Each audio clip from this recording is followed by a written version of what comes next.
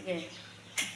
Guys, ito, ang aming lunch for today is buttered shrimp. Yan. So, ganito ang paglinis ng shrimp. Gupitin natin.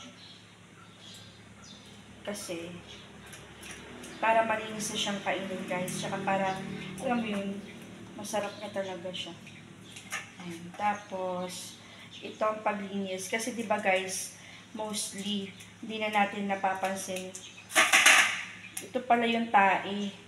Ito yung tae ng hipon. Kaya dapat tatanggalin natin siya. Ayan. Tanggal na siya. Then, let's get yung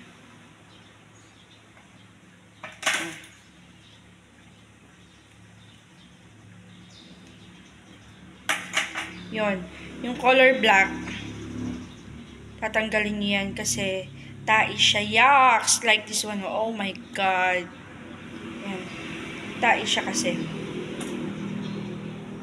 And then, wash lang. And then, lagay. Huwag mo muna tanggalin na. Lagay natin dito.